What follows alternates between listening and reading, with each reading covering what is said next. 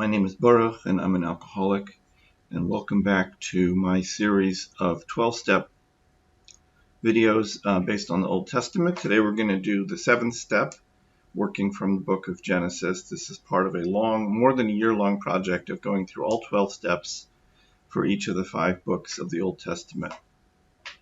So today we're going to talk about 7th step,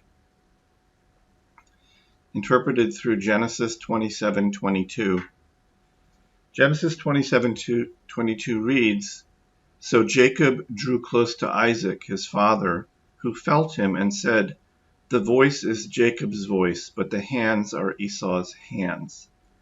This is a famous moment in the Bible, and I'll just kind of give you a sense of what's going on if you haven't read the story before. So Isaac was the son of Abraham, the first monotheist. Isaac and his wife Rebekah had twins, Jacob and Esau. And there's different interpretations of this, but according to tradition, Jacob was like the wise, good son, and Esau was the wicked son. But Esau was older. Esau was entitled, by being older, to the blessing, the bestowing of the blessing from Isaac that would make Esau the patriarch of the Judeo-Christian tradition, the patriarch of the Jewish people, and from that the entire tradition. Now, Jacob had actually bought the blessing from Esau earlier in the book of Genesis. He traded the blessing for a bowl of soup. That shows how much Esau valued his blessing. But as Isaac got older and thought he was going to die, he thought it was time to bestow the blessing on Esau. So he sent Esau out. Esau was a talented hunter. He said, "Go catch me something and cook it, the way you do, something nice to eat, and I'll give you the blessing." So Esau runs off with his bow and arrow to go hunting, and as soon as he does that, Rebekah, his mother, who has received a prophecy from God that it is actually Jacob who is going to receive the blessing, quickly dresses Jacob up in Esau's clothing and sends Jacob in with some food to his father, Isaac, who is blind. This is a part of the story. Isaac can't tell who he's actually talking to, so you have to imagine this scene. So here's Isaac. He's a very old man. He's blind.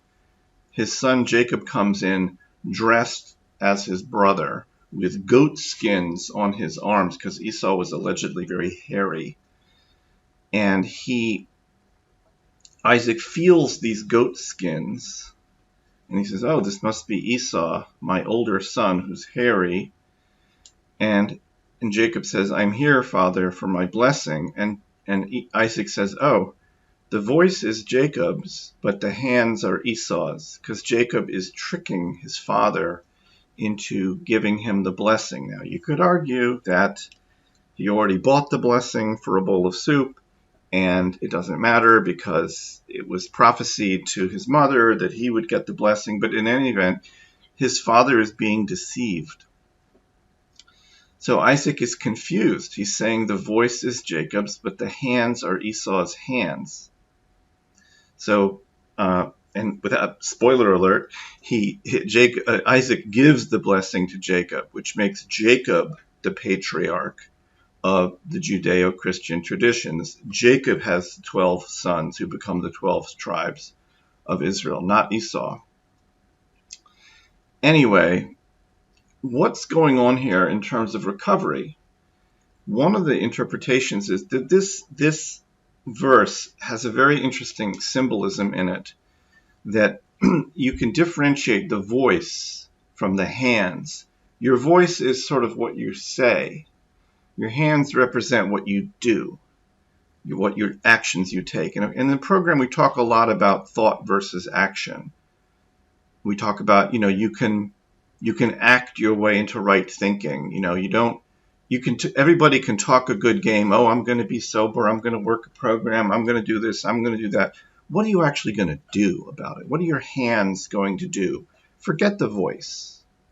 Your voice is meaningless. And so what Isaac is saying here, and maybe he's not aware of it, but the way it can be interpreted is say, don't be two-faced. Don't speak in one voice and do something else with your hands, which is something that a lot of us have done and continue to do.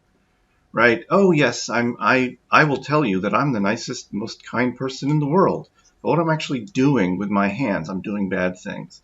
So this verse is sort of a warning not to be that way. And whether Jacob deserved the blessing or not, he got into a lot of trouble in his life because of this little stunt. Now, of course, there's many, many, many interpretations. That some interpreted that Isaac knew exactly what was going on, that he may have been blind, but he wasn't an idiot. He knew that Jacob was there. He knew that Jacob deserved the blessing more than his brother, so he sort of pretended to go along with it. There's a lot of interpretations, but this act had consequences. Taking it to the seventh step, which is humbly asked him to remove our shortcomings, or humbly asked God to remove our shortcomings, if you don't like to say that God is a him or a her. This is a step that is seemingly simple. You just have to ask God a question, like, God, please remove my shortcomings from me. But it's a question that requires a certain amount of faith, or a minimum, a willingness to trust God. We come into the program, we're working the steps. Through steps 4 and 5, we discover problems that we have, shortcomings, we have flaws in our character. And if we're working the program, we recognize that we can't do this work by ourselves. We can do a lot of it by ourselves, but you must trust in God, and you must ask God to remove these shortcomings. We can't do it all by ourselves. So this connects to the verse in the sense that if we are doing things with the voice of Jacob but the hands of Esau, this is a good example of something that maybe you can ask God to remove from you, this kind of behavior, because maybe we can't do it ourselves. Are we, and we can think about it also, are we in the program, are we following God's will for ourselves, or are we just sort of paying lip service to it? Are we just talking with the voice of Jacob but doing things with the hands of Esau in the program? Like, yeah, I'm going to do a 4th step. Here it is. 1 page. I wrote it in half an hour. Here it is. You're not really doing with your hands what you should be doing, regardless of what you say. And so a suggestion for today for the 7th step is bring your hands and voice together. Act in a way that matches what you say about yourself, and bring yourself to a point where you can do the 7th step and ask God sincerely and meaningfully, with detail, to remove your shortcomings. So that's a thought for today based on this very interesting Bible verse that has a lot of resonance for us today.